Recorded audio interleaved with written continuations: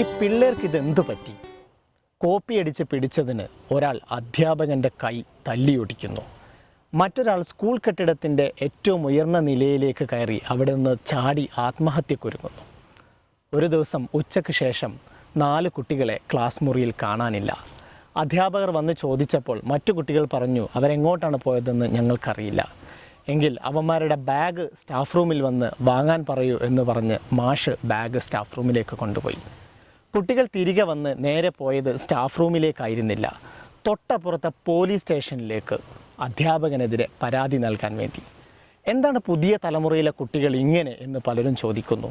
തീരെ അച്ചടക്കമില്ല, ഒരുപാട് പെരുമാറ്റ ദൂഷ്യങ്ങൾ അവരിൽ കാണാൻ പറ്റും, ആരോടും ആദരവും ബഹുമാനവുമില്ല.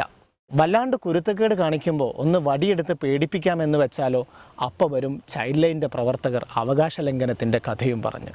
അതുകൊണ്ട് പഴയ തലമുറയിലെ അധ്യാപകർ ഒരു കാര്യത്തിലും ഇടപെടാനില്ല, പഠിപ്പിക്കുകയല്ലാത്ത വേറൊരു ഉത്തരവാദിത്വവും ഞങ്ങൾ ഏൽക്കില്ല എന്നാണ് അവർ പറയുന്നത്. എന്തുകൊണ്ടാണ് നമ്മുടെ കുട്ടികൾ ഇങ്ങനെ പെരുമാറ്റ ദൂഷ്യം കാണിക്കുന്നത്? നമ്മൾ ആദ്യമായി മനസ്സിലാക്കേണ്ടത്, ഒരു മനുഷ്യൻ്റെ മനസ്സിനെ പരിവർത്തിപ്പിക്കാനുള്ള ഏറ്റവും പ്രധാനപ്പെട്ട ആയുധം വടിയാണോ?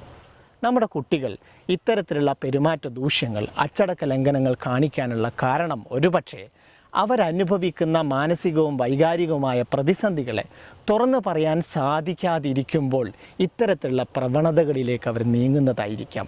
അതിന് എന്ത് പരിഹാരമാണ് നമ്മുടെ ക്ലാസ് മുറികൾക്കകത്ത് സ്കൂളുകളിൽ നിന്ന് കുട്ടികൾക്ക് ലഭിക്കുന്നത്?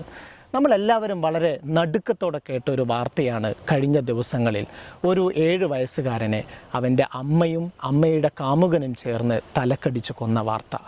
ഈ കുട്ടി 2ാം ക്ലാസ്സിൽ പഠിക്കുന്ന വിദ്യാർത്ഥിയായിരുന്നു. ആ കുട്ടി അനുഭവിക്കുന്ന പ്രയാസങ്ങൾ അവൻ്റെ അധ്യാപകരിൽ ആരോടെങ്കിലും ഒന്ന് തുറന്ന് പറയാൻ ആ കുട്ടിക്ക് സാധിക്കുമായിരുന്നെങ്കിൽ ഒരുപക്ഷെ ആ കുട്ടിയെ നമുക്ക് രക്ഷിക്കാൻ സാധിക്കുമായിരുന്നു. നമ്മുടെ മക്കൾ അനുഭവിക്കുന്ന പ്രയാസങ്ങൾ ആരോടാണ് അവർ തുറന്ന് പറയുക? അവരെ ആരാണ് നേർവഴിയിലേക്ക് നയിക്കുക? തീർച്ചയായും നമ്മുടെ സ്കൂളുകളിൽ അതിനനുയോജ്യമായ ലൈഫ് സ്കിൽ വിദ്യാഭ്യാസം നാം നൽകിയിരിക്കണം.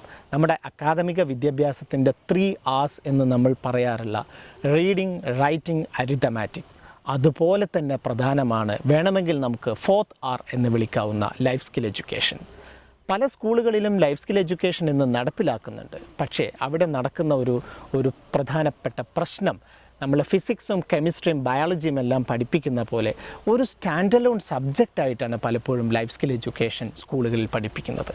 ഓൾറെഡി കുട്ടികൾക്കുള്ള അക്കാദമിക ഭാരത്തിൻ്റെ കൂടെ വീണ്ടും ഒരു പരീക്ഷയും ടെസ്റ്റും പഠനഭാരവും കാണാപ്പാഠം പഠിക്കലുമൊക്കെയായി ലൈഫ് സ്കിൽ എഡ്യൂക്കേഷൻ അരങ്ങ് തകർക്കുമ്പോൾ എങ്ങനെയാണ് കുട്ടികളിൽ ജീവിതശേഷി വിദ്യാഭ്യാസം നേടാൻ അവർക്ക് സാധിക്കുക? അവിടെയാണ് പ്രായോഗികമായ ലൈഫ് സ്കിൽ എഡ്യൂക്കേഷൻ്റെ പ്രസക്തി. ആഴ്ചയിൽ ഒരു ദിവസം നമ്മുടെ കുട്ടികൾ ഒരുമിച്ചിരുത്തി അവരനുഭവിക്കുന്ന മാനസികവും സാമൂഹികവും വൈകാരികവുമായ പ്രശ്നങ്ങൾ ചർച്ച ചെയ്തും റിഫ്ലക്റ്റീവ് ആക്ടിവിറ്റീസിലൂടെ, എക്സ്പീരിയൻഷ്യൽ എഡ്യൂക്കേഷൻ മാതൃകയിലൂടെ, ഗ്രൂപ്പ് ഡിസ്കഷനുകളിലൂടെ അവരുടെ പ്രശ്നങ്ങൾക്ക് ഈ കുട്ടികൾ സ്വയം പരിഹാരം കണ്ടെത്തുകയും അവരുടെ കൂട്ടുകാരുടെ പ്രശ്നങ്ങൾക്ക് വരെ അവർ സ്വയം പരിഹാരം കണ്ടെത്തുന്ന നിലയിലേക്ക് നമ്മുടെ കുട്ടികളെ വളർത്തിയെടുക്കാൻ നമുക്ക് സാധിക്കേണ്ടതുണ്ട്. ക്ലാസ് റൂമിനകത്തും ക്ലാസ് റൂമിന് പുറത്തുമുള്ള റിയൽ ലൈഫ് എക്സ്പീരിയൻസസിലൂടെ ഒരു അധ്യാപകൻ അവരെ ഒരു ഫെസിലിറ്റേറ്റർ എന്ന നിലക്കും, ഒരു ഹീലർ എന്ന നിലക്കും, ഒരു കൗൺസിലർ എന്ന നിലക്കും നമ്മുടെ കുട്ടികളെ ജീവിതത്തിലേക്ക് തിരികെ കൊണ്ടുവരാൻ സാധിക്കേണ്ടതുണ്ട്. അതിന് നമ്മുടെ അധ്യാപകർക്ക് കുട്ടികളുടെ മനഃശാസ്ത്രം അറിയണം. അവരിലുണ്ടാകുന്ന പെരുമാറ്റ വൈകല്യങ്ങൾ എന്തുകൊണ്ട് സംഭവിക്കുന്നു എന്ന അറിവും ബോധ്യവും നമ്മുടെ അധ്യാപകർക്ക് ഉണ്ടാവണം. എങ്ങനെ എക്സ്പീരിയൻഷ്യൽ ആക്ടിവിറ്റീസിലൂടെ ജീവിതാനുഭവങ്ങളുമായി ചേർത്ത് വെച്ച് ലൈഫ് സ്കിൽ എഡ്യൂക്കേഷൻ നൽകാമെന്ന നോളജും സ്കില്ലും നമ്മുടെ അധ്യാപകർക്കുണ്ടെങ്കിൽ ഒരു പരിധിവരെ ഇത്തരം പ്രശ്നങ്ങളില്ലാതെ ഒരു ആരോഗ്യകരമായ സമൂഹത്തെ സ്കൂളുകളിൽ നിന്ന് വാർത്തെടുക്കാൻ നമുക്ക് സാധിക്കും.